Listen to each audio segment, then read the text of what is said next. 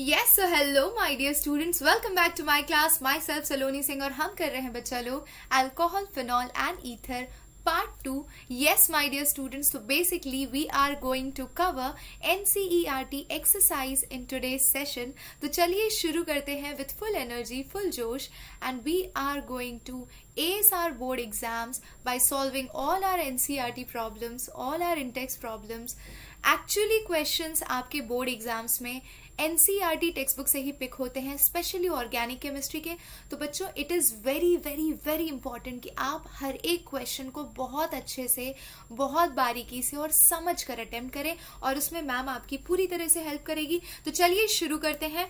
I think you have to open your NCERT exercise and we will start with your NCERT exercise questions.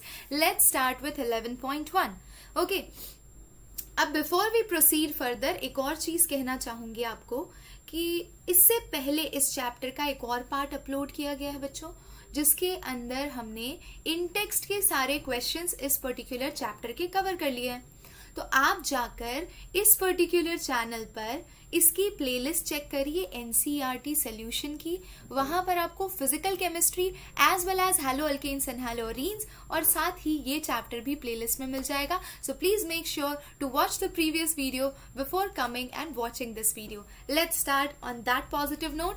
So we have बच्चा लोग 11.1 question from your NCERT and you have to write the IUPAC name of the following compound.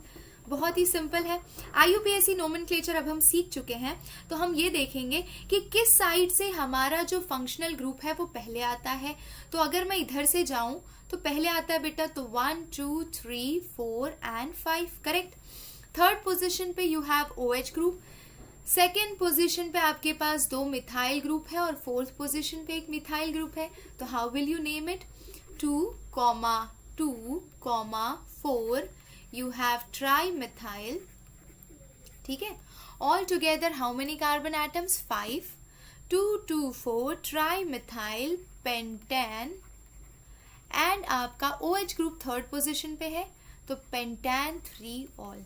ये हो गया आपका nomenclature. I hope you understood. चलिए अभी second पे आगे बढ़ते हैं. Let's move to the second question बेटा. ठीक है. तो इसके अंदर आपके पास ये 2 OH ग्रुप है. ठीक है. और आपका OH ग्रुप इस साइड से जल्दी आ जा रहा है as compare to when you move from this side. तो we will go from 1, 2, 3, 4, 5, 6, 7 this way. ठीक है. Now on second and fourth position you have OH group and on fifth position you have ethyl group. So you will write 5 ethyl. Now count the number of carbon atoms. So 7. तो यानी कि hex. ठीक है. Hexane and then you have 2,4 diol. Okay. OH group आपके 2 बार है इसीलिए diol. खत्म. Simple था. चलिए अभी थर्ड क्वेश्चन पर आते हैं. तो we have 2 OH ग्रुप्स. ठीक है. अब किधर से भी नंबरिंग करें यहाँ पर तो फर्क पड़ने वाला नहीं है. So 1, 2, 3, 4 second and third position पे OH ग्रुप है तो you will name it as butane 2,3 diol. Simple easy था है ना. वेरी गुड बच्चों. चलो अभी फोर्थ पे आ जाओ, जल्दी करो. Let's come to fourth one.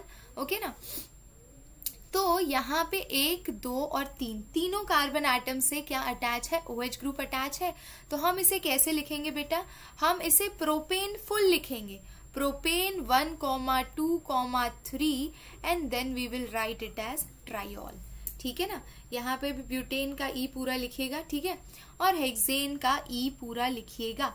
That's all बेटा. हेक्सेन आएगा, हेप्टेन आएगा. हेक्सेन 6 के लिए हेप्टेन आएगा तो ये हेप्टेन कर लीजिएगा. ठीक है. This is heptane. ओके बच्चा लोग. So we have finished these 4 questions. Now we can come to this fifth question. Very simple बेटा. फिफ्थ क्वेश्चन में ये आपका मेन फंक्शनल ग्रुप है और ये आपका साइड चेन सेकेंड पोजीशन पे है तो हम नेम करेंगे इसे 2-methyl and phenol. Correct. 2-methyl phenol. Simple. चलिए अभी 6 पर आ जाते हैं. सो अगेन यहां से 1, 2, 3, 4 नंबरिंग जाएगा आपका. करेक्ट. तो you will name it as 4-methyl phenol. Correct. 4-methyl phenol. Very good. चलिए अभी 7th पर आ जाइए। तो 7th पर बेटा as you can see 7th वाले क्वेश्चन के अंदर आपके पास 2 मिथाइल ग्रुप है और किस साइड से नंबरिंग पहले आ रही है, तो यहां से जाएंगे तो पहले आता है, तो इधर से मूव करिए। तो 1 2 3 4 and then you have at 5th position. तो आप क्या नेम करेंगे इस कंपाउंड को? You are going to name it as, I will write it here, okay. तो 7th का मैं नाम लिख देती हूँ यहाँ पे। It is 2, yes, this is 3rd, this is 4th and this is 5th. 2,5 dimethyl phenol. Correct. तो ये हमने कर लिए 7 तक नेमिंग कंप्लीट की। अब 8th पर आ जाइए, है ना। तो 8th को जब आप नेम करेंगे, क्वेश्चन नंबर 8, तो ये फर्स्ट है। Now you can move anyway, इस साइड से इस साइड से किसी भी साइड से जाइए। 1 2 3 4 5 6।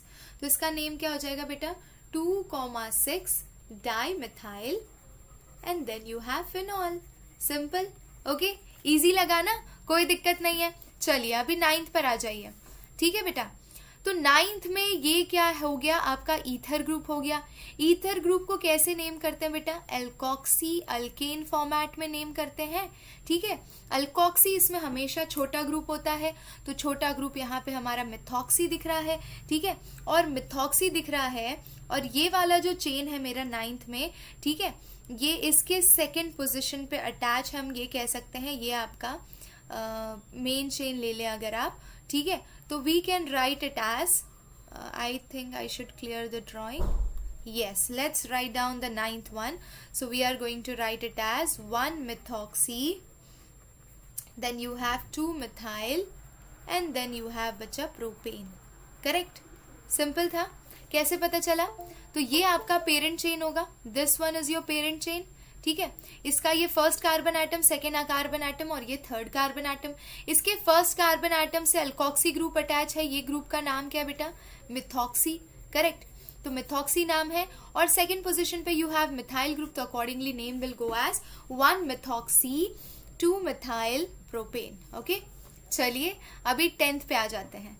यहाँ पे बेटा पेरेंट चेन आपका क्या होना चाहिए? ये तो स्मॉल ग्रुप है, तो ये वाला आपका एल्कोक्सी हो जाएगा और ये वाला आपका अल्केन यानी कि पेरेंट चेन हो जाएगा, ठीक है। तो हम इसे बोलेंगे इथॉक्सी और इसे क्या बोलते हैं? बेंजीन। खत्म हो गया काम। तो इस स्ट्रक्चर का नाम क्या है? Ethoxy benzene. Simple, okay, very good. चलिए अभी 9th पे आ जाते हैं। Let's come to question number 9 बेटा। So here you can see C6H5O C7H15N, है ना।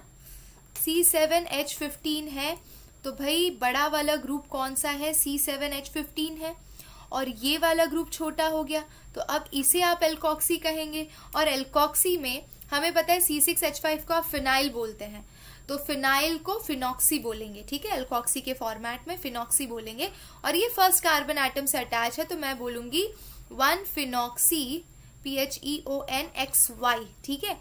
1 phenoxy and then you have heptane. Is it clear? Okay. चलिए 11th भी हो गया, अभी 12th पे आ जाते हैं। This is your smaller group, so this will be your ethoxy, ठीक है बेटा। और ये आपका मेन चेन हो गया। इस मेन चेन के 2nd पोजीशन पे आपका इथॉक्सी ग्रुप अटैच है, तो हम इसे नेम कैसे करेंगे? 12th वाले को we are going to name it as 2 ethoxy and then you have butane, 2 ethoxy butane. Simple. तो आई होप कि आपको नोमेनक्लेचर में अब किसी भी तरह की कोई भी कंफ्यूजन नहीं होगी। नोमेनक्लेचर में हमने एनसीईआरटी के सारे क्वेश्चन, सिंटेक्स के, एक्सरसाइज के सारे क्वेश्चंस कर लिए हैं। Now we can move ahead and we are going to make structures in question number 11.2। Let's start बच्चा लोग। तो सबसे पहला है 2 methyl butane 2 ol। सिंपल। पहले हम पेरेंट चेन के हिसाब से जाएंगे, तो 4 कार्बन एटम बेटा, फर्स्ट वाला कर रहे हैं हम 1 2 3 4। 2nd पोजीशन पे OH ग्रुप, 2nd पोजीशन पे आपका methyl group. Satisfy all the valency and you are sorted, finish. First one is done. Now let's come to 2nd one. So here you have 1 phenyl propane 2 ol, तो 1 2 3। 2nd position पे OH group और 1st position पे आपका phenyl group attach है। Simple, काम खत्म, है ना। तो ये हो गया CH2 और यहाँ पे H। ये सेकेंड स्ट्रक्चर भी बन गया बेटा। अभी थर्ड स्ट्रक्चर पे आ जाते हैं, ठीक है। तो ये है आपका 3,5 डाइमिथाइल हेक्सेन 1,3,5 ट्राइऑल। ओके, तो हेक्सेन बना ले पहले 1 2 3 4 5 एंड 6। ये इसका फर्स्ट पोजीशन, ये third position, fourth and fifth position. यहाँ पे आपको क्या मिल जाएगा, OH OH OH and then you have third position पे methyl group and then you have fifth position पे ऑल्सो मिथाइल ग्रुप। तो that's how your structure looks like, simple. Tada, बन गया स्ट्रक्चर। Okay, done. चलिए अभी fourth पर आ जाते हैं। Here you have 2,3 diethyl phenol. My God. चलिए, तो पहले फिनॉल बना ले। So this is your phenolic structure. Okay. इसके सेकेंड पोजीशन पे इथाइल है, यानी कि यहाँ पर बेटा C2H5 है और थर्ड पोजीशन पे भी C2H5 है। तो बन गया आपका स्ट्रक्चर, ठीक है। तो हमने फोर्थ भी कर लिया। अब आगे बढ़ते हैं फिफ्थ क्वेश्चन की तरफ। So what the fifth question is saying, 1-ethoxypropane है ना। तो 1 2 3 एंड फर्स्ट पोजीशन पे इथॉक्सी ग्रुप अटैच है, यानी कि OC2H5, ये हो गया इथॉक्सी, और ये हो गया CH2 CH2 CH3 बेटा। तो ये हो गया 1-ethoxypropane, simple. Okay, fifth is also done. Now come to question number 6। Quite interesting, 2-ethoxy-3-methyl pentane। चलिए पहले पेंटेन बना ले। तो 1 2 3 4 एंड 5 कार्बन एटम।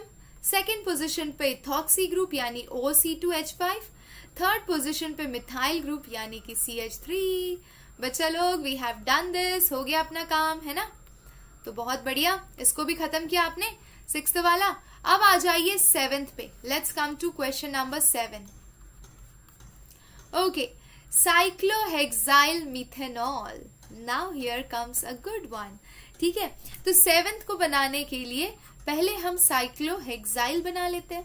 ये हो गया साइक्लोहेक्साइल, और मिथेनॉल बनाना है तो CH2OH, फिनिश्ड, है ना। तो I think we have done till question number 7। Now let's come to question number 8, correct. Okay, 3-cyclohexyl pentanthreol। तो पहले मैं 1 2 3 4 और 5 और इसके थर्ड पोजीशन पे OH ग्रुप लगा दूं, और थर्ड पोजीशन पे साइक्लोहेक्साइल ग्रुप है, यानी कि ऐसे यूं यूं यूं यूं यूं साइक्लिक स्ट्रक्चर बनाएंगे आप। Then satisfy all the valency बेटा, CH3 CH2 CH2 and CH3, finished. 8th question is done. Okay, अब आ जाइए, let's come to my dear students 9th question, है ना। साइक्लोपेंट 3-in-1-ol। तो हम पहले साइक्लिक पेंटेन बनाएंगे, ठीक है। इसके थर्ड पोजीशन पे, फर्स्ट ये हो गया, ये सेकंड है मान लीजिए, ये थर्ड है, तो थर्ड पे डबल बॉन्ड है, बन गया हमारा 9th स्ट्रक्चर भी। अब बच रहा है सिर्फ 10th स्ट्रक्चर। तो 10th स्ट्रक्चर बनाने के लिए हमें एक स्पेस खाली चाहिए, तो हम यहाँ पर इरेज कर लेते हैं बच्चों, to make the last structure.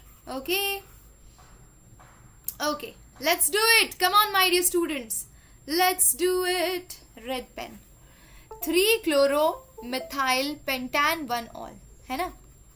तो 1 2 3 4 and 5, and then first position पे OH, तो this is first, second and third position पे Cl ग्रुप, एंड 3-chloromethyl। अच्छा, इट्स अ क्लोरोमिथाइल बेटा।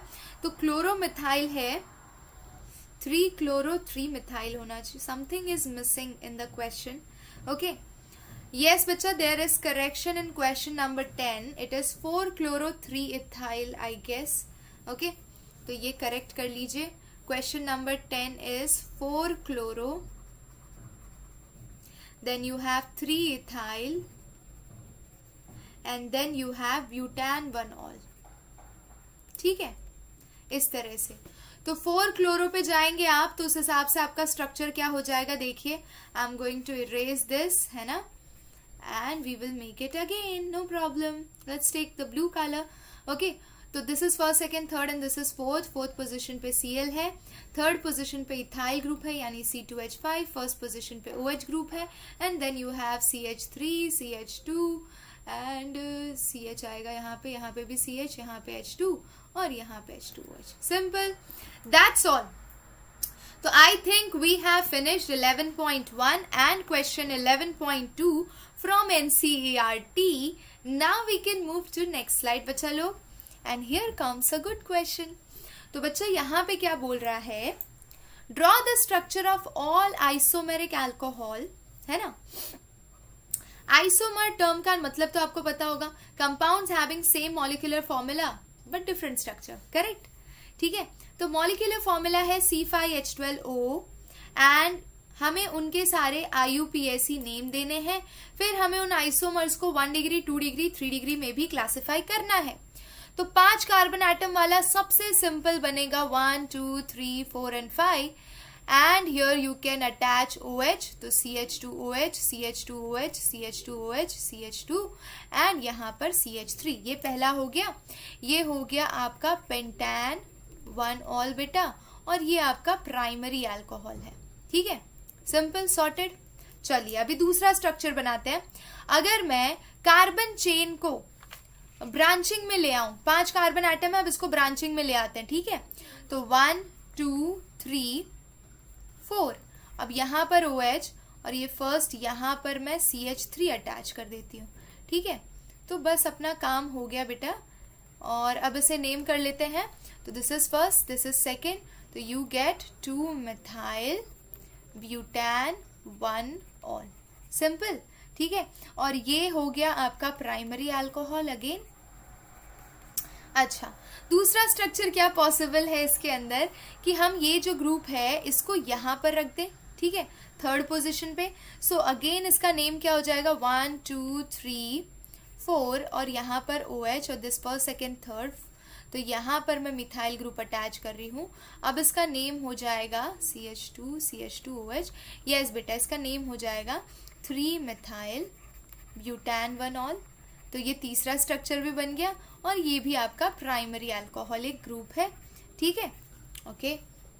3 बना लिए बाय चेंजिंग द ब्रांचिंग, यानी कि चेन में से कार्बन एटम की पोजीशन को ब्रांच में लाकर आपने ये काम किया. अब मैं 2 मिथाइल ग्रुप को ब्रांच फॉर्म में ले आती हूँ तो भी काम हो जाएगा मेरा. ठीक है, तो CH3, CH3, CH3, CH2OH. Correct. तो इस चीज में भी अगर आप देखें तो you can go for a different name.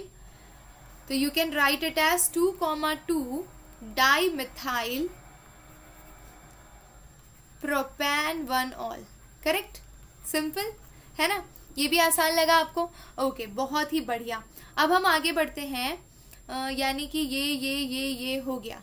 चलिए, this is again your primary alcohol बच्चा लोग, है ना. इसको भी प्राइमरी अल्कोहल बोलेंगे क्योंकि जिससे OH ग्रुप अटैच है, it is attach to 1 more carbon atom. तो again this is primary alcohol. अब हम OH ग्रुप की पोजीशन चेंज करेंगे. तो अभी तक तो ये जितने भी बनाए आपने ये सारे चेन आइसोमर्स थे. अब हम पोजीशन आइसोमर बनाएंगे. तो 1, 2, 3, 4, 5. अब मैं सेकेंड पोजीशन पे OH ग्रुप लूंगी. तो ये इसका नाम क्या हो जाएगा बेटा? इसका नाम होगा पेंटान 2 ऑल. Correct, simple. ठीक है, अगर मैं इसे थर्ड पोजीशन पे प्लेस कर दूं तो आपको वैलेंसी सेटिस्फाई करनी है, उसे छोड़ना नहीं है. ठीक है ना. ठीक है, ओके. चलिए अभी 1, 2, 3, 4 and 5 and instead of second I am going to place it at third position. तो अब ये क्या हो जाएगा? पेंटान 3 ऑल. सिंपल है ना. इसको आप क्या बोलेंगे? पेंटान 3 ऑल. Very good. और बेटा एक और चीज यहां पर देख रहे हो, ये आपका सेकेंडरी अल्कोहल हो जाएगा, ये भी आपका सेकेंडरी अल्कोहल हो जाएगा. ठीक है, तो इतने तो स्ट्रक्चर्स आपने बना लिए. तो मार्क इट और take a screenshot for this. So this is your first, second, third, fourth, then you have made fifth and sixth. Now let's come to seventh structure. Okay. So I can make it as 1, 2, 3 and 4. और यहाँ पे भी एक methyl group ले लूँ और यहाँ पर OH ग्रुप ले लूँ तो भी एक नया स्ट्रक्चर फॉर्म हो जाएगा। ठीक है, इसका IUPAC भी डिफरेंट होगा, तो मैं इसे लिखूंगी 3 methyl butane two ol, correct. और ये आपका सेकेंडरी अल्कोहल है, करेक्ट, सिंपल। ओके, तीसरी पॉसिबिलिटी है, लास्ट अटमोस्ट, जो मुझे लगता है कि मैक्सिमम पॉसिबल आइसोमर्स इसके, तो मैं इसे क्या करूंगी कि मिथाइल ग्रुप और OH में दोनों को सेम कार्बन एटम से अटैच करूंगी। ठीक है, और यहां पर 1 2 3 4 एंड 5, करेक्ट। तो इससे भी अपना काम हो जाएगा। ठीक है बेटा, अब इसको नेम कर लो, तो ये क्या हो जाएगा, 2 methyl butane two ol, correct, 2 methyl butane two ol. I hope you understood. तो इस तरह से आप ये सारे क्वेश्चंस बेटा कर सकते हो, बिल्कुल भी डिफिकल्ट नहीं था।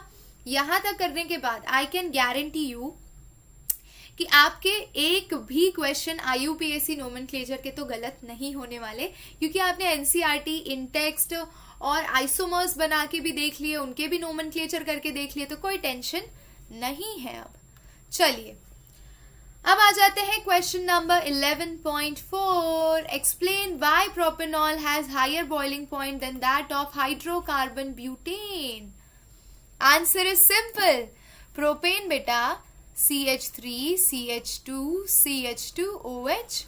ठीक है, what it shows बेटा, it shows hydrogen bonding, correct, it shows hydrogen bonding, है ना। अगर मैं यही सिंपल प्रोपेन लूं, CH3 CH2 CH3, या फिर मैं ब्यूटेन ले लूं, ठीक है, तो it do not show hydrogen bonding, correct, it do not show hydrogen bonding. ठीक है, यहां पे आपको क्या देखने को मिलेगा, यहां पे आपको weak van der Waals force of attraction देखने को मिलेगा, weak van der Waals force of attraction, correct, जो कि एक वीकेस्ट फोर्स है। ऊपर से ये मॉलिक्यूल कैसा है बेटा, नॉन पोलर है, तो नॉन पोलर में weak van der Waals force of attraction देखने को मिलेगा, तो सीधी सी बात है कि उसका बॉइलिंग पॉइंट कैसा होगा, लो होगा। और प्रोपेनॉल हाइड्रोजन बॉन्डिंग शो कर रहा है बेटा, इंटरमॉलिक्यूलर हाइड्रोजन बॉन्डिंग ऊपर से शो कर रहा है, तो भैया एकदम जोरदार वाला इसका BP हाई होगा, ब्लड प्रेशर नहीं बेटा, बॉइलिंग पॉइंट। ओके, चलिए, now let's come to question number 11.5। Alcohol are comparatively more soluble in water than hydrocarbon of comparable molecular mass.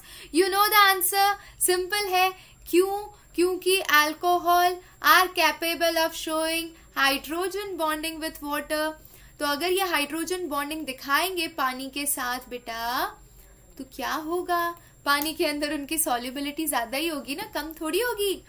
लेकिन अगर आप हाइड्रोकार्बन ले रहे हो ना, जैसे कि हाइड्रोकार्बन में तो सीधा सा फंडा है कि जितना मोलार मास ज्यादा होगा, हाइड्रोकार्बन का मोलार मास जितना ज्यादा होगा, it is inversely proportional to solubility. ठीक है, और उसमें कुछ हाइड्रोजन बॉन्डिंग भी नहीं होता है, इसीलिए हम कह सकते हैं कि अल्कोहल पानी में मस्त डिसॉल्व होता है, स्पेशली इथेनॉल। तो आप में से कई लोगों को तो एक्सपीरियंस भी होगा, है ना। इनफैक्ट हर बच्चे को एक्सपीरियंस है इसका, बताओ कैसे। Each one of you must have taken cough syrup during their growth phase. कभी ना कभी तो सर्दी खांसी हुई होगी, तो जो आपके कफ सिरप्स होते हैं उसके अंदर अल्कोहल होता ही है, और वो आपको हेल्प करता है, it helps to gain sleep, and that proper sleep help to heal this part, है ना। आपकी कफिंग, स्नीजिंग और ये सारी चीजों को क्योर करने में हेल्प करता है। तो स्लीप, जब आप सोते हैं तब आपके जो सेल्स हैं वो ज्यादा एक्टिव होते हैं, वो बहुत स्ट्रांगली फाइट करते हैं, इम्यूनिटी बिल्डअप करते हैं, तो ये सारी चीजें हैं, ठीक है ना। Okay, now come to question number 11.6। What is mean by hydroboration oxidation reaction? A very IMP question for your board exams. क्यों? क्योंकि ये एक नेम रिएक्शन है बेटा, और कई जगह पे इसे किसकी तरह यूज किया जाता है, कन्वर्जन के काम में भी आता है ये। तो मैं आपको शॉर्ट ट्रिक भी बताऊंगी, पूरा रिएक्शन भी बताऊंगी, टेंशन बिल्कुल मत लीजिए, ठीक है। So what statement you should write when your propene or any alkene, है ना? We will take alkene as a starting material. Let's take propene. So when propene reacts with diborane, है ना? Reacts with diborane यानी कि आपका B2H6 followed by hydrolysis followed by treatment with followed by treatment लिख दीजिए तो ज़्यादा better word रहेगा, treatment with H2O2. ठीक है, in presence of base it forms propanol. It forms beta propan 1-ol and this reaction is known as hydroboration oxidation. अब अगर आपको डायरेक्ट प्रोडक्ट लिखना है तो ट्रिक क्या याद रखेंगे दिमाग में कि भाई जब ऐड करते हैं प्रोपीन के अंदर डबल बॉन्ड के अक्रॉस आपको क्या ऐड करना है, वाटर ऐड करना है और किस रूल के हिसाब से ऐड करना है, एंटी मार्कोनिकॉफ रूल के हिसाब से. ठीक है, तो negative part of the reagent will go to that carbon atom which has more number of hydrogen. ये चीज मेंशन नहीं करनी है, ये तो मैंने आपको ट्रिक बताई है कि कैसे आप डायरेक्ट प्रोडक्ट लिख सकते हैं अगर आपको सारे स्टेप्स याद नहीं है तो. ठीक है ना, चलिए अभी प्रोडक्ट लिख ले फटाक से. We have change the colour. Let's take here CH3CH double bond CH2. ठीक है, मैंने इसे B2H6 से ट्रीट किया बेटा, तो होगा क्या, कायदे से ये B2H6 को हम ऐसे लिख रहे हैं HBH2 बेटा 3 टाइम्स. ठीक है, कितनी बार है, 3 टाइम्स, तो ये हो जाएगा यस ये 2 times. Okay, now it's correct. HBH2 2 times, correct? Okay, so then this will become B2 and B2H6. fine. तो इस H को इधर अटैच कर दिए, BH2 को इधर अटैच कर दीजिए, तो you are getting CH3, then you are getting CH2 and then you are getting CH2 and here you are getting बेटा BH2. ठीक है, नेक्स्ट स्टेप में वापस आप प्रोपीन को लेकर आइए CH3CH डबल बॉन्ड CH2 और फिर से एक हाइड्रोजन रिप्लेस करिए, तो it will become CH3CH2 then again B with 1 hydrogen and then CH2CH3. Again if you will bring one propene that is CH3CH double bond CH2, it is going to replace the third hydrogen and the final step what you are going to get it as B. और B के तीनों hydrogen replace हो गए हैं alkyne group से, यानी कि CH3CH2CH2. ठीक है, ये 2 टाइम्स. इस तरह से आपको प्रोडक्ट मिला. अब फाइनल स्टेप क्या लिखोगे आप वो भी देख लो ध्यान से. तो हमने कहा कि हम B2H6 से ट्रीट करेंगे, followed by treatment with H2O2 and OH minus. Let's treat it with H2O2 and OH minus, है ना. तो ये बन जाएगा बच्चों, ये वाला H3BO3 फॉर्म कर लेगा और ये वाला अल्कोहल में कन्वर्ट हो जाएगा. तो CH3CH2CH2OH प्लस H3BO3, करेक्ट. तो अगर आपने 3 मोल लिए हैं तो 3 मोल प्रोडक्ट भी बनेगा अल्कोहल का, तो ये हो गया आपका फाइनल प्रोडक्ट. अब अगर आप इस रिएक्शन को डायरेक्ट लिखना चाहते थे, यानी कि CH3CH डबल बॉन्ड CH2 के 3 मोल लिए थे और आपने डायरेक्ट प्रोडक्ट लिखना था B2H6 and H2O2 in presence of OH minus, तो आप डायरेक्ट लिख सकते थे 3 moles of CH3CH2CH2OH plus H3BO3 based on Markovnikov rule. Simple. ठीक है, तो आप डायरेक्ट भी लिख सकते हैं, आप स्टेप वाइज भी लिख सकते हैं. अगर ये 1 मार्क में आए तो write the statement and then go for this simple reaction in 1 step. ये तो मैंने आपको स्टेप बाय स्टेप बता दिया कि ये कैसे होता है. पहले एक एक करके बोरोन के जो हाइड्रोजन है वो रिप्लेस होते हैं, अल्कीन ग्रुप उसे रिप्लेस करता जाता है और फिर लास्ट स्टेप में H2O2 के साथ ट्रीट करते हैं तो वो अल्कोहल में कन्वर्ट हो जाता है. सिंपल. ओके, चलिए अब आ जाते हैं बेटा क्वेश्चन नंबर 11.7. करेक्ट. तो ये क्या कहता है कि give the structure and IUPAC name of monohydric phenol of molecular formula C7H8O. अच्छा, अब इस तरह के क्वेश्चन को आपको कैसे सॉल्व करना है, I will tell you. C7H8O है, यानी कि something similar to benzene, same number of carbon atoms. Carbon atom के सिमिलर अगर हाइड्रोजन एटम चला जाए तो थोड़ा थोड़ा दिमाग आपका चलना चाहिए कि ये स्ट्रक्चर आपका साइक्लिक होना चाहिए. ठीक है, तो मुझे क्योंकि बेंजीन इस तरह से होता है ना, तो तब आप इसे C6H6 लिखते हो. तो C7H8 है तो समथिंग नियर अबाउट इसी के होना चाहिए. और फिनॉल है तो और भी क्लियर हो गया. तो ये ले लीजिए इस तरह से, यहां पर OH CH3, ये पहली पॉसिबिलिटी है ऑर्थो पे, दूसरी पॉसिबिलिटी है मेटा पे, और तीसरी पॉसिबिलिटी है इसकी पैरा पर. तो सिंपल 3 स्ट्रक्चर्स बन गए. ये हो गया 3 मिथाइल फिनॉल, ये 2 मिथाइल फिनॉल और ये 4 methyl phenol. That's all. So 11.7 is also done. Done are done. Smile तो बनती है बच्चों, क्योंकि हमने 7 क्वेश्चन सॉल्व कर लिए हैं. Let's move to question number 8 from your NCERT text book. Okay, so the question is, while separating a mixture of ortho and para nitrophenol by steam distillation, name the isomer which will be steam volatile and give reason for your answer. चलिए पहले बना ले. ये देखिए, ये आपका OH है और यहाँ पे N double bond O single bond O, ortho nitro, और ये है बच्चों पैरा नाइट्रोफिनॉल. ठीक है ना. चलिए अब इसमें समझने वाली बात ये है कि अगर आपके पास ऑर्थो नाइट्रोफिनॉल है, जो कि ये है, ये क्या दिखाता है बेटा, intramolecular hydrogen bonding. Intramolecular hydrogen bonding है ना. Within the same molecule it is going to show you hydrogen bonding. ठीक है, तो ये देखिए इसका ऑक्सीजन, अगर मैं ऐसे हाइड्रोजन लिखूं तो इस हाइड्रोजन और इस ऑक्सीजन के लोन पेयर में हाइड्रोजन बॉन्डिंग डेवलप हो सकती है, या इस हाइड्रोजन नाइट्रोजन के बीच में भी डेवलप हो सकती है, इस हाइड्रोजन इस ऑक्सीजन के भी. तो with in the same molecule hydrogen bonding देखने को मिल रही है.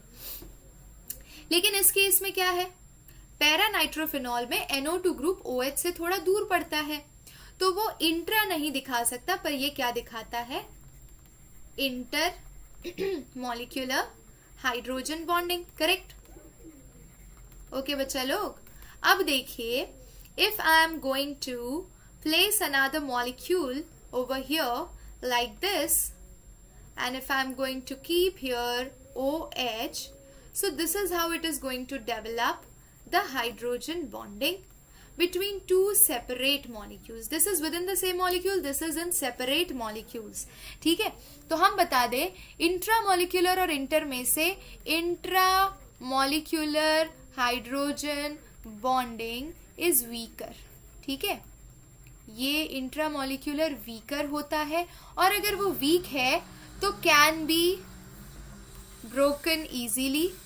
ठीक है, और ये बॉन्ड अगर इजीली ब्रेक कर सकते हो तो वो इजीली ऑब्टेन हो सकता है, तो वो स्टीम वॉलेटाइल होगा, वो जल्दी से वेपर में कन्वर्ट होगा, एंड दैट्स वाई उसका बॉइलिंग पॉइंट लो होगा. तो इसका बॉइलिंग पॉइंट आपका लो होगा as compare to this case. Is it clear? Intramolecular hydrogen bonding is found to be weaker than intermolecular hydrogen bonding, and that's why your orthonitrophenol is more steam volatile than paranitrophenol. Simple. Okay? Chaliye, this question is also done, my dear students. Now let's come to question number 11.9.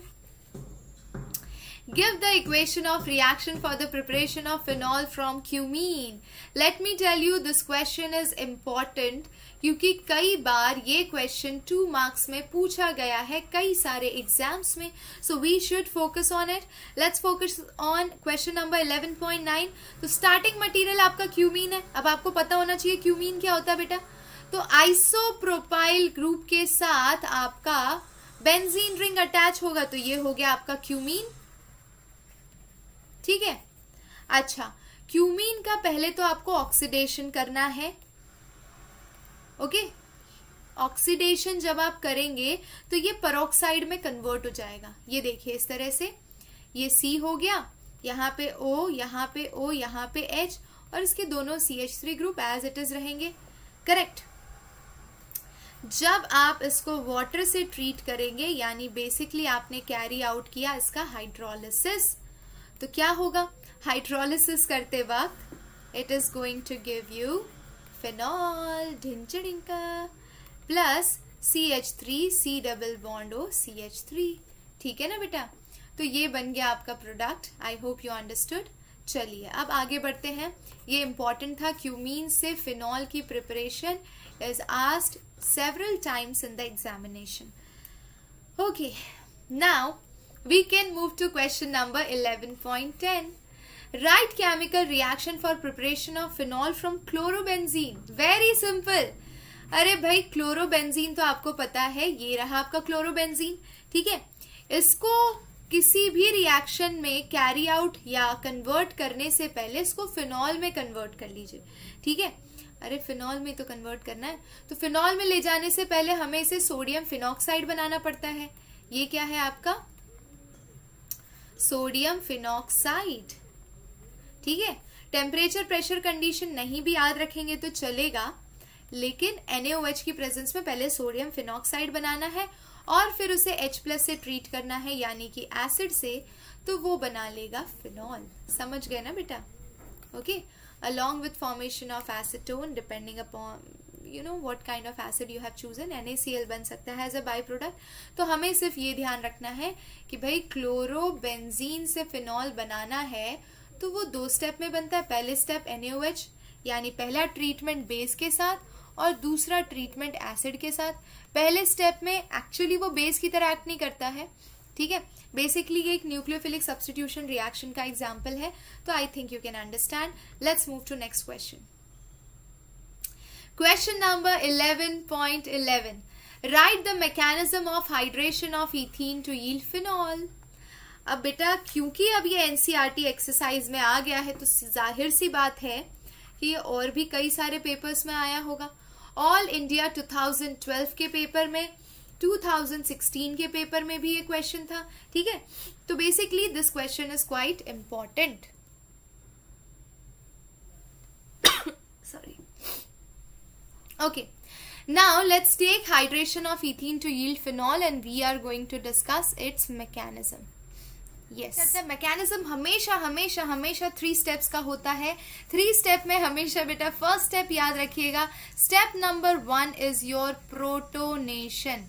ठीक है, अब protonation करना ही है तो कैसे करेंगे? Hydration of ethene करना बेटा। तो इथीन का हाइड्रेशन करना है, यानी basically CH2 double bond CH2 के अंदर आपको वाटर ऐड करना है। वाटर ऐड करने के लिए आप एसिड का सहारा लेते हैं। क्यों? क्योंकि एसिड की प्रेजेंस में प्रोटोनेशन पॉसिबल है। तो फर्स्ट स्टेप जो हमारा प्रोटोनेशन होगा, चलिए देखते हैं इसका मैकेनिज्म कैसे लिखेंगे। तो हम वाटर को एसिड की प्रेजेंस में हाइड्रेशन या फिर कहीं पे भी वाटर ऐड करना हो तो हम एसिड की प्रेजेंस में करते हैं। ठीक है, तो इसके जो लोन पेयर ऑफ इलेक्ट्रॉन्स हैं वो H को इलेक्ट्रॉन देते हैं बेटा और ये H3O+ बनाता है। अब हम आसानी से प्रोटोनेशन कर सकते हैं, अभी तक प्रोटोनेशन हुआ नहीं है। ठीक है, तो ये देखिए ये आपका अल्कीन है। ठीक है, और यहाँ पे आपके पास HOH, यहाँ पर H और यहाँ पे प्लस है। अब ये जो आपका डबल बॉन्ड है वो एक इलेक्ट्रॉन रिच साइट की तरह बिहेव करेगा और वो एक इलेक्ट्रॉन डेफिशिएंट साइट पे अटैक करने की कोशिश करेगा। तो वो इस हाइड्रोजन को स्नैच करेगा बेटा और साइमल्टेनियसली इसको इधर निकाल देगा। तो what you are getting, one hydrogen is getting attached over here. ठीक है, ये हाइड्रोजन जो है यहाँ पर अटैच हो जा रहा है। दूसरा वाला जो कार्बन है, क्योंकि बॉन्ड एक साइड पे शिफ्ट हुआ है बेटा, तो बॉन्ड एक साइड पे शिफ्ट होगा तो एक साइड पॉजिटिव और एक साइड नेगेटिव होगी। मान लो बॉन्ड आपका इधर शिफ्ट हुआ था तो ये साइड नेगेटिव थी और ये H यहाँ पर आकर अटैच हुआ तो ये आपका CH2+ होगा। ठीक है ना, ये हो गया आपका first step along with formation of water. तो ये बन गया आपका प्रोटोनेशन का प्रोडक्ट। अब आ जाते हैं सेकेंड स्टेप पे।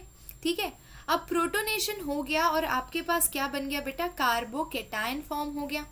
तो कार्बोकेटायन के साथ आप क्या करेंगे, न्यूक्लियोफाइल का अटैक होगा ना कार्बोकेटाइन पे, क्योंकि कार्बोकेटाइन आपका इलेक्ट्रॉन डेफिशिएंट स्पीशीज है। तो हमारा सेकेंड स्टेप होगा बेटा attack of nucleophile. Correct, attack of nucleophile. तो अगेन हमारा स्टार्टिंग मटेरियल ले लेते हैं H H H, यहाँ पर C, यहाँ पर H, यहाँ पर H और यहाँ पर पॉजिटिव। ठीक है, अब अगर न्यूक्लियोफाइल अटैक भी करता है बेटा, तो न्यूक्लियोफाइल की तरह है कौन, रिएक्शन में वाटर ही है ना। तो वाटर का जो ऑक्सीजन है वही इलेक्ट्रॉन रिच है, तो वो इस पे अटैक मारेगा बेटा। क्या फॉर्म करेगा, तो मैं इसको CH3 लिखती हूँ कंप्रेस करके, और ये सेक्शन को CHH, और इससे अटैच हो रहा है अब ऑक्सीजन, और उस ऑक्सीजन से बेटा 2 हाइड्रोजन अटैच है, और क्योंकि ऑक्सीजन अपने सगे इलेक्ट्रॉन्स को दे रहा है तो उसके ऊपर पॉजिटिव चार्ज आ जाएगा। समझ रहे हो ना। अब ऑक्सीजन के ऊपर पॉजिटिव चार्ज तो हाईली अनस्टेबल है, तो ऑक्सीजन क्या करेगा, कहीं से इलेक्ट्रॉन लेने की कोशिश करेगा। उसके पास ये 2 प्रोटॉन है, तो किसी एक प्रोटॉन के वो इलेक्ट्रॉन खींच के अपना न्यूट्रल हो जाएगा। तो थर्ड स्टेप पे आ जाते हैं। हमारा थर्ड स्टेप होगा बेटा, शक्ल से ही पता चल रहा है कि मैम यहाँ पर थर्ड स्टेप तो होना चाहिए डीप्रोटोनेशन। ठीक है, तो डीप्रोटोनेशन में क्या होगा, मैं यहीं पे लिख देती हूँ। You have CH3, you have CH2, you have OH। ठीक है, इस पे पॉजिटिव है, तो ऑक्सीजन एक हाइड्रोजन के इलेक्ट्रॉन ले लेगा। ठीक है, तो ये हाइड्रोजन भी तो किसी के पास जा रहा होगा, तभी तो उसको स्टेबिलिटी मिल रही है। तो बेसिकली वो वाटर के पास जा रहा है, वाटर मॉलिक्यूल उसको खींच रहा है, और इस तरह से आपका फाइनल प्रोडक्ट बन गया। तो मैं फाइनल प्रोडक्ट यहाँ पे लिख देती हूँ आपका, जो कि इस रिएक्शन का होगा, that is CH3 CH2OH plus बेटा H3O+। ठीक है, ये बन गया आपका प्रोडक्ट। तो कभी भी अल्कीन का एसिड कैटेलाइज्ड हाइड्रेशन करते हैं तो वो अल्कोहल देता है, यानी इथेनॉल देता है। ये रिएक्शन हम few drops of sulphuric acid की प्रेजेंस में कैरी आउट करते हैं। अब ये सल्फ्यूरिक एसिड किस में हेल्प कर रहा है, तो H3O+ जनरेट करने में हेल्प कर रहा है। बिना H3O+ के मैकेनिज्म का फर्स्ट स्टेप पॉसिबल नहीं है, जो कि है बेटा प्रोटोनेशन। तो first step protonation, second step is your attack of nucleophile, and third step is your deprotonation of your alcoholic species. That's all. ठीक है, तो ये चीज I hope you got it. Now we can move to next slide and we are going to solve question number 12. ठीक है, तो आपको दिया गया है benzene, concentrated sulphuric acid and NaOH. You have to write the equation for preparation of phenol using these reagents. चलिए, ये तो बहुत खुशी की बात है और आसान भी है बेटा। तो हमें दिया गया है बेंजीन। करेक्ट, बेंजीन के साथ सबसे पहले हम यूज कर लेते हैं सल्फ्यूरिक एसिड, जो कि कॉन्सेंट्रेटेड है। ठीक है, तो अगर आप बेंजीन को कॉन्सेंट्रेटेड सल्फ्यूरिक एसिड के साथ हीट करते हैं तो इस तरह से SO3H ग्रुप अटैच हो जाएगा, और इस स्पीशीज का नाम तो आप जानते ही हैं, इसे कहा जाता है बेंजीन सल्फोनिक एसिड। ओके, अब मैं इसे ट्रीट करूंगी NaOH से बेटा, है ना। तो NaOH से जब भी आप ट्रीट करेंगे, ये देखिए, ये बन जाएगा SO3Na, क्योंकि acid react with base to form salt and water. तो इसमें से वाटर तो रिमूव हो गया, ये बन गया आपका सॉल्ट। ठीक है, अब इस सॉल्ट को अगर आपने फिर से, ये देखिए, ये आपका SO3Na है, sodium benzene, what you call it है, सोडियम बेंजीन सल्फोनेट। ओके, नाम याद रखने की जरूरत नहीं है। Let's move to the next step. अगर हम इस पे फिर से NaOH यूज करते हैं, जो कि फ्यूज स्टेट में होगा, तो you will get finally phenol. Okay, along with formation of Na2SO3. Simple. तो ये तीनों रिएजेंट्स, दोनों रिएजेंट्स और ये स्टार्टिंग मटेरियल यूज करके आप आराम से फिनॉल बना सकते हैं। खत्म। ओके, तो 12th question is also done. Now we can move to question number 13। बच्चा लोग, क्वेश्चन नंबर 13 थोड़ा सा इंपॉर्टेंट है, क्योंकि ये कुछ हल्का फुल्का कन्वर्जन जैसा दिख रहा होगा आपको, बट है नहीं कन्वर्जन। चलिए देखते हैं। You have 1 phenyl ethanol.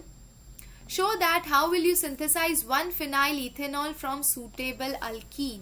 यानी बेसिकली आपको अल्कोहल बनाना है अल्कीन से, यानी एसिड कैटेलाइज्ड हाइड्रेशन कर रहे हो। ठीक है, तो हम पहले स्ट्रक्चर बना लेते हैं। तो ये हो गया आपका फिनाइल ग्रुप, और यहाँ पर आपका बच्चा इथेनॉल है, तो CH एंड यहाँ पर CH3 और यहाँ पर OH, क्योंकि 1 फिनाइल इथेनॉल है तो जिससे OH ग्रुप अटैच है उसी से आपका फिनाइल ग्रुप अटैच होना चाहिए। ओके अब क्योंकि यहाँ पर हम लेंगे H2O का एडिशन करना है हमें H प्लस की प्रेजेंस में, तो हमें पता है कि अल्कीन कैसा होना चाहिए बेटा, एक हाइड्रो OH यहाँ से निकाल लो और यहाँ से एक H निकाल लो तो वो आपका, या फिर आप कुछ नहीं, OH यहाँ से निकालो और H यहाँ से निकाल लो तो आपका काम हो जाएगा।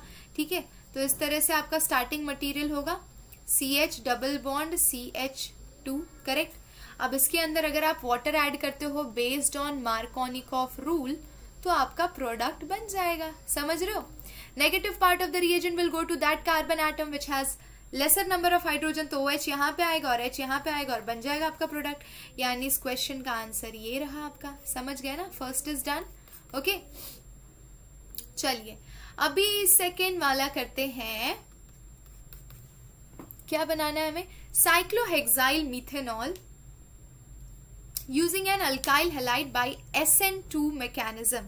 अच्छा, अगर आप SN2 मैकेनिज्म यूज कर रहे हैं तो आपको पता है कि आपका जो अल्काइल हैलाइड होना चाहिए बच्चा, वो आपको प्राइमरी चूज करना है। यस चलिए देखिए, तो हम सेकेंड वाला भी बड़े शांति से कर लेंगे, कोई दिक्कत नहीं है। साइक्लोहेक्साइल मीथेनॉल बनाना, जैसा प्रोडक्ट होगा उसके हिसाब से हम लेंगे।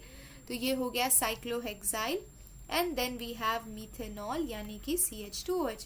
ये बनाने के लिए मुझे अगर SN2 मैकेनिज्म फॉलो करना है तो मैं न्यूक्लियोफाइल लूंगी NaOH, ठीक है, एक strong nucleophile OH minus aqueous condition में, तो वो सब्स्टिट्यूशन करेगा।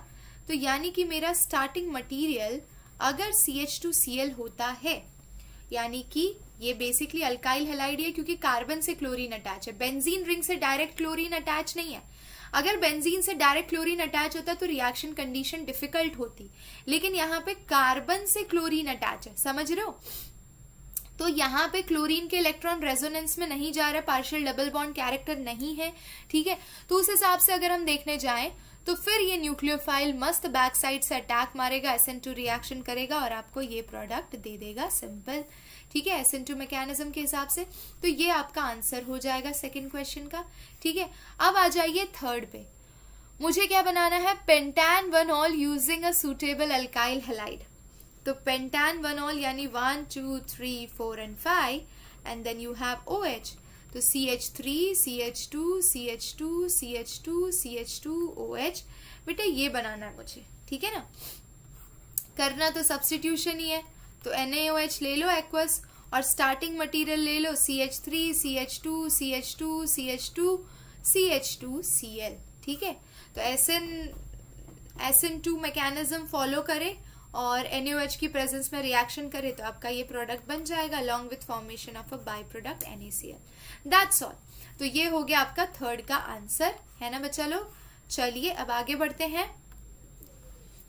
Question number 14, give 2 reactions that shows the acidic nature of phenol. Wow, now this is a good one, है ना। हमें बताना है कि फिनॉल एसिडिक होता है और हमें उसकी एसिडिटी भी कंपेयर करनी है इथेनॉल से। बड़ा ही इंटरेस्टिंग क्वेश्चन है, यहाँ पे आपके काफी सारे कॉन्सेप्ट्स भी क्लियर होंगे, तो जरा ध्यान से सुनिएगा, ठीक है।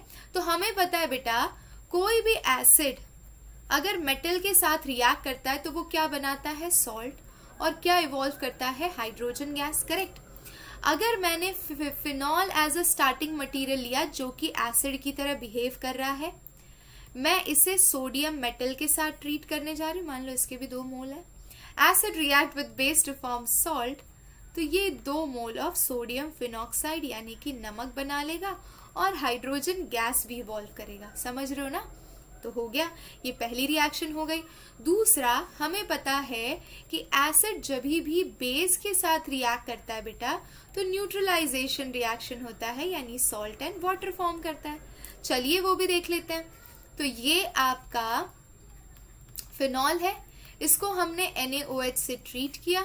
चलिए देखते हैं क्या बनता है, अगेन वही बनेगा, sodium phenoxide along with formation of water. तो हमारा फर्स्ट पार्ट जो है वो तो क्लियर हो गया कि एसिडिक नेचर हमने 2 रिएक्शन से शो कर दी। अब हम बढ़ते हैं compare acidity of phenol with that of ethanol, है ना, तो वो भी देख लेते हैं। तो मेरे पास है CH3CH2OH इथेनॉल। अच्छा, अगर बेटा ये H+ लूज करता है, ठीक है ना, ध्यान से देखना, अगर ये H+ लूज करता है तो ये क्या बनाएगा, it is going to give you CH3CH2O- plus H+, correct. और अगर आपके पास फिनॉल है, ठीक है, और ये आपका H+ लूज करता है तो ये क्या बनाएगा, sodium phenoxide ion along with formation of H+। Ma'am ने आपको पहले भी बताया है, क्या बताया है, मैम ने बताया है कि your acidic character is directly proportional to stability of its conjugate base, stability of conjugate base और stability of that anion, है ना, जो भी एनायन फॉर्म होता है H+ निकलने के बाद वो स्टेबल होना चाहिए। तो एक तरफ है मेरे पास CH3CH2O- और एक तरफ है फिनॉक्साइड आयन। अब देखिए कौन ज्यादा स्टेबलाइज होगा, तो हमें दिख रहा है कि फिनॉक्साइड आयन के अंदर रेजोनेंस स्टेबलाइजेशन है, यहाँ पे क्या बनेगा, रेजोनेटिंग स्ट्रक्चर्स बनेंगे और ये रेजोनेंस स्टेबलाइज होगा बेटा, बट यहाँ पे no resonance stabilisation is seen, ठीक है। तो जहां पे रेजोनेंस स्टेबलाइजेशन होगा, जाहिर सी बात है कि वो एनायन ज्यादा स्टेबल होगा, और अगर वो एनायन ज्यादा स्टेबल होगा तो उसका एसिडिक कैरेक्टर भी ज्यादा होगा। तो भैया हमारा फिनॉक्साइड आयन ज्यादा एसिडिक है, यानी कि phenol is more acidic. Is it clear? Is it clear my dear students? Let me know in the comment section. Yes बच्चा लोग, अगर क्लियर है तो कमेंट करके जरूर बताइएगा, ओके। चलिए let's move to the next slide. 14th is also done. We are going to move on question number 15.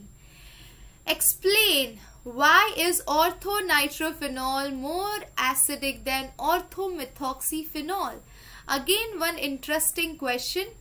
ठीक है बेटा, और ये जो क्वेश्चन है ये दिल्ली 2013 के कंपार्टमेंट के पेपर में भी आया है, तो जरा हम इसे अच्छे से करेंगे, ठीक है ना।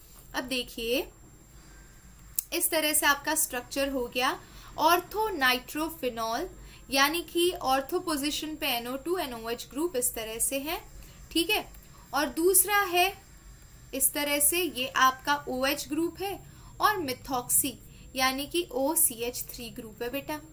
बोल रहे हैं कि this one is more acidic, why? Simple है ना, again the reason is same.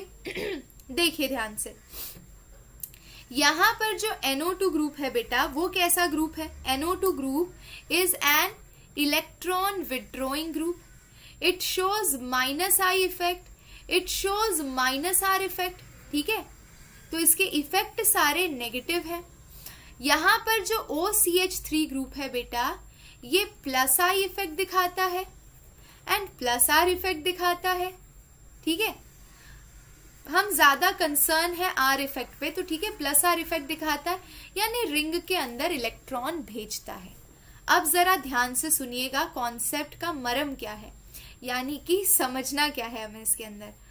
तो अगर मैं ऑर्थोनाइट्रोफिनॉल की बात करूं तो हम तो क्या देखते हैं बेटा कि भैया H+ लूज करने के बाद इसकी स्टेबिलिटी कितनी है, करेक्ट, इस आयन की स्टेबिलिटी कितनी है, ये जितना ज्यादा स्टेबल होगा उतना ही वो ज्यादा एसिडिक होगा। तो पहला केस मेरे पास ये है, और ये अगर H+ लूज करता है तो ये क्या बनाएगा, देखिए इस तरह से ये वाला स्ट्रक्चर बनाएगा, तो ये O- and here you have OCH3 group. अब देखिए कौन ज्यादा स्टेबल होगा, यहाँ पे ये जो नेगेटिव चार्ज है that is entering into conjugation in the ring, और उस इलेक्ट्रॉन डेंसिटी को रिड्यूस करने में या स्टेबलाइज करने में NO2 हेल्प करेगा, क्योंकि NO2 रिंग में से इलेक्ट्रॉन खींच रहा है। तो अगर ये रिंग में से इलेक्ट्रॉन खींच रहा है बेटा, ठीक है, तो ये ऑक्सीजन के ऊपर इलेक्ट्रॉन डेंसिटी को कम करके इसको स्टेबल करने की कोशिश करेगा। लेकिन यहाँ पे क्या हो रहा है, हमें ऑक्सीजन के ऊपर नेगेटिव चार्ज को स्टेबलाइज करना है, पर ये तो और इलेक्ट्रॉन दे रहा है रिंग के अंदर, यानी कि OCH3 ग्रुप ऑक्सीजन के ऊपर इलेक्ट्रॉन डेंसिटी को इंक्रीज करेगा और उसे डीस्टेबिलाईज करेगा। अगर ये डीस्टेबिलाईज हो जाएगा, इसके कंपेयर में तो ये डीस्टेबिलाईज हो जाएगा, तो अगर ये ज्यादा स्टेबल है तो इसका कॉरस्पॉन्डिंग फिनॉल यानी कि orthonitrophenol will be more acidic. Simple concept है, ठीक है ना। I hope you understood. NO2 is electron withdrawing group, OCH3 is electron releasing group या फिर ring activating group. So basically NO2 group is stabilizing the electron density over oxygen and providing stability to the anion after losing H+, but OCH3 group is not providing stability. Basically it is destabilizing the oxygen by pushing the electrons in the ring, and that's how increasing the electron density over the oxygen, bachcha log, and that's how we can say that that particular structure is losing its stability because of the OCH3 group, and that's how if it is unstable it will be less acidic. I hope you understood. 15th question दिमाग में एकदम fit हो गया है, बहुत बढ़िया है। चलिए अब आगे बढ़ते हैं अगले प्रश्न की तरफ। तो बच्चों हमारा अगला प्रश्न आप कंप्यूटर स्क्रीन पर देख सकते हैं, that is question number 16। Okay, explain how does the OH group attach to a carbon of benzene ring activate its towards electrophilic substitution. वाह, now this is a good question. हमें बताना है कि ये जो फिनॉल है उसमें ये जो ऑक्सीजन है ये किस तरह से इलेक्ट्रोफिलिक सब्स्टिट्यूशन रिएक्शन के लिए रिंग को एक्टिवेट कर रहा है। बड़ा सिंपल सा आंसर है। तो I would love to change the pen colour. ये देखिए, ऑक्सीजन के पास जो लोन पेयर ऑफ इलेक्ट्रॉन है वो इस तरह से वो रिंग के अंदर डाल रहा है बेटा, ठीक है। और क्या कर रहा है, यहाँ पर ऑर्थो और पैरा पोजीशन पर इलेक्ट्रॉन डेंसिटी को लगातार बढ़ाता जा रहा है, ठीक है ना, इस तरह से। अब ये फिर से इधर, ये इधर गया, क्या फॉर्म होगा ये देखते जाइए, समझते जाइए। ये negative double bond OH plus and finally this and you are getting like this structure. Okay, ठीक है। तो यहां पे हमें क्या देखने को मिला कि ये आपका ऑर्थो पोजीशन, ये आपका पैरा पोजीशन और ये आपका ortho position. Ortho, para and ortho position पे इलेक्ट्रॉन डेंसिटी को इंक्रीज कर रहा है कौन, OH ग्रुप का ऑक्सीजन, जो लगातार रिंग के अंदर इलेक्ट्रॉन भेज रहा है, यानी कि इलेक्ट्रॉन रिच साइड से ऑर्थो एंड पैरा। तो अगर कोई भी इलेक्ट्रोफाइल आता है बेटा, इलेक्ट्रोफाइल कैसा स्पीशीज होगा, वो एक इलेक्ट्रॉन डेफिशिएंट स्पीशीज होगा, और जिसके पास कंगाली है वो अमीरों के पास जाएगा ना। तो सीधी सी बात है कि किसी भी इलेक्ट्रोफाइल को OH हमेशा कहाँ पे भेजेगा बच्चा लोग, या तो ऑर्थो साइड पे भेजेगा या तो वो उसे पैरा साइड पे भेजेगा, समझ रहे हो। तो इस तरह से OH ग्रुप लगातार इलेक्ट्रॉन को अंदर पुश करके ऑर्थो एंड पैरा पोजीशन को इलेक्ट्रॉन रिच बनाकर उसे इलेक्ट्रोफिलिक सब्स्टिट्यूशन के लिए एक्टिवेट कर रहा है, ताकि इलेक्ट्रोफाइल आए, वहां से हाइड्रोजन को रिप्लेस करके खुद सब्स्टिट्यूट हो जाए। तो that's how the answer goes. I hope you understood. Yes, comment करके बताना है आपको, देखते नहीं रहना है सिर्फ, you have to be interactive. Comment section इसीलिए तो बनाया गया बेटा कि आपको अगर कुछ नहीं समझ में आए या कुछ समझ में आए तो I think you should comment. Okay, चलिए अभी बढ़ते हैं क्वेश्चन नंबर 17 की तरफ, ठीक है। ये क्वेश्चन हम आज के सेशन में आखिरी लेंगे, उसके बाद इसके आगे के क्वेश्चन, क्योंकि all together near about exercise में 33 क्वेश्चन है, सो आई थिंक कि ये पूरा chapter along with all the questions and conversions, it can be finished in 3 simultaneous lecture. One I have already uploaded that you can see. This is the second lecture and there will be one more lecture which will include further 17 questions. ठीक है? Okay, and that also you will get in the playlist. Fine? Okay? चलिए. So, oxidation of propanol with alkaline KMNO4 solution. Very simple. KMNO4 is a very strong oxidising agent. पता है कि नहीं पता है बेटा? नहीं पता है तो अब दिमाग में रजिस्टर कर लो. तो ये हो गया आपका प्रोपैनवेनॉल. हमने ले लिया है KMNO4 अल्कलाइन कंडीशन में, यानी कि आपके पास बेस भी है. तो अल्कोहल को अगर स्ट्रॉन्ग ऑक्सीडाइजिंग एजेंट से ट्रीट करते हैं तो it will get converted to acid. तो CH3CH2COOH, this will be your product. Simple. First question is done. Now come to second one. Bromine and carbon disulfide with phenol. Let's take the phenol beta. And we have to treat it with Br2 in presence of carbon disulfide. Now let me tell you, carbon disulfide is a non-polar solvent. और जब आप non-polar solvent लेते हैं तो हमारा ortho और para position पे product बनता है, और अगर पोलार लेते हैं तो तीनों साइड पे अटैच होता है Br. तो जब नॉन पोलार लिया तो या तो ऑर्थो पे या तो पैरा पोजीशन पे ब्रोमिनेशन होगा. Simple. Okay. Along with formation of HBr as a by product, that depends. Okay. Now let's come to third case. ठीक है, थर्ड केस ले लेते हैं. Dilute HNO3 with phenol. ये लीजिए आपका फिनॉल. इसको हमें ट्रीट करना है डाइल्यूट HNO3 से.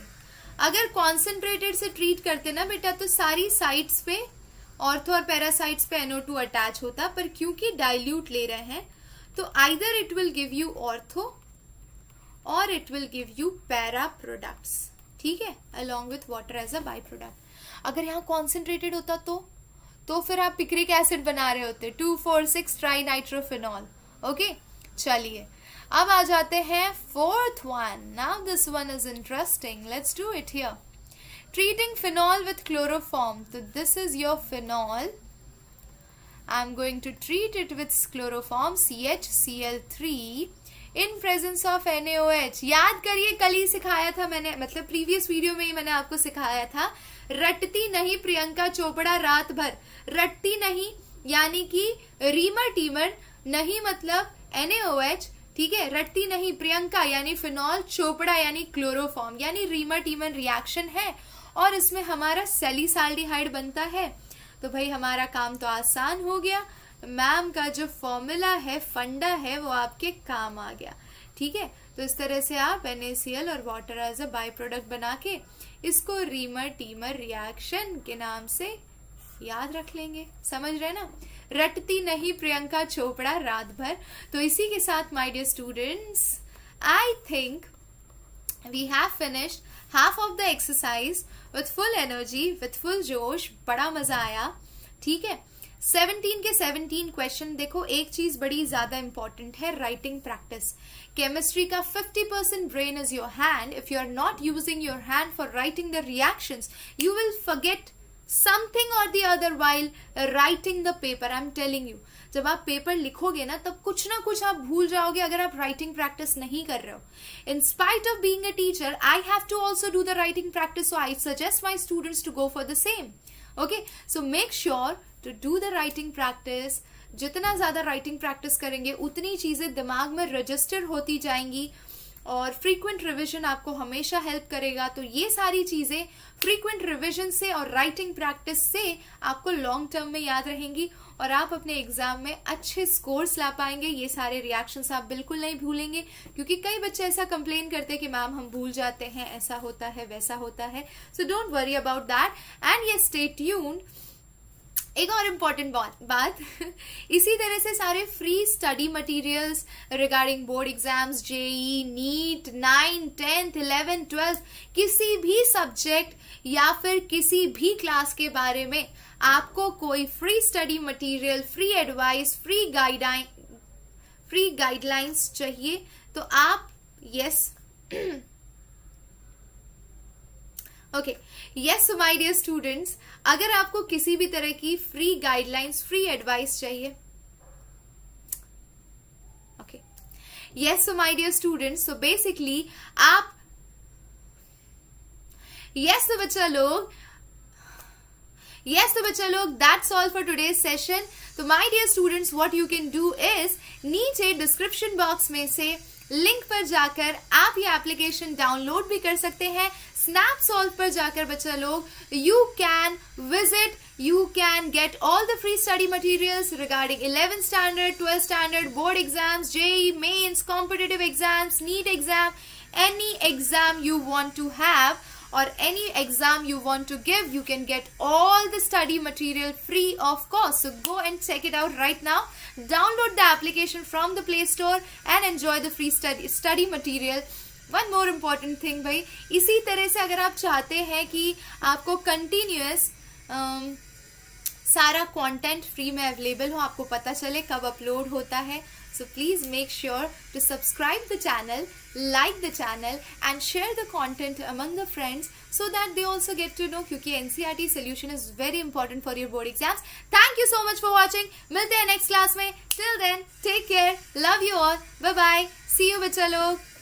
तो हम अब सेशन को एंड करते हैं, ठीक है बच्चा लोग? Stay healthy, stay happy, stay Chanakya. Bye bye.